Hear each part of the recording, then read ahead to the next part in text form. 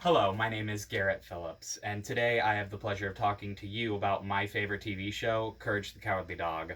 Courage the Cowardly Dog was a show that aired on Cartoon Network from about the early to mid 2000s, and it starred Courage, who lived on a ranch house out in what the show defines as quite literally the middle of nowhere, with an elderly couple that adopted him named Eustace and Muriel Baggs. And the show explored an idea that even to this day a lot of entertainment companies are kind of nervous about, which is the idea of proper horror stories in children's media. But unlike your Goosebumps, maybe, where they just kind of scrape over it, they have a gross monster of the week, Courage really nosedived into there, and it 100% shows. They explored so many different subcategories of the genre. They explored sci fi, classic monsters like The Mummy, even psychological horror. Some of the episodes were just the characters dealing with themselves. It really shows just how creative they were during the span of the series.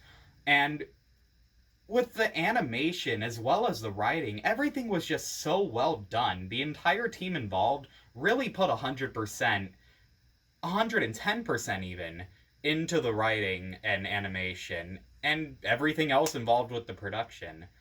And I love so much that some of the things they put in you would never expect. They see their vision through. One, like, all the time. There's never a point in which you can even tell that there's any kind of compromise from their ideas.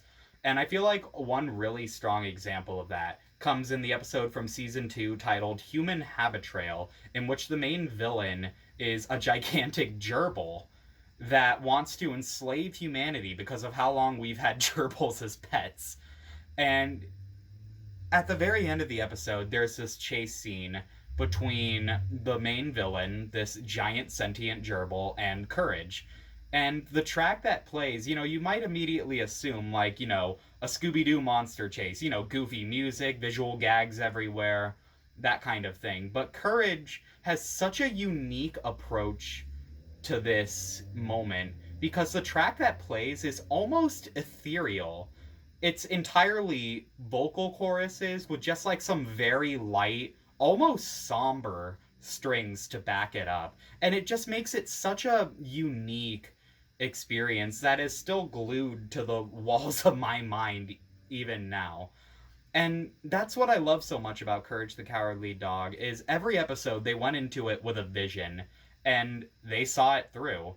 The studio didn't get in the way. They didn't have to make any rewrites. Whenever they have tropes, it's typically just for a joke. They don't settle for any cliches.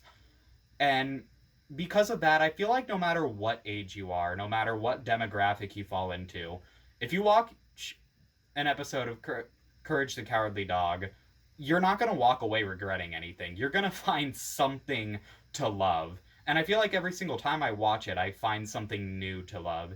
And that's what makes the show so special to me. Thank you very much.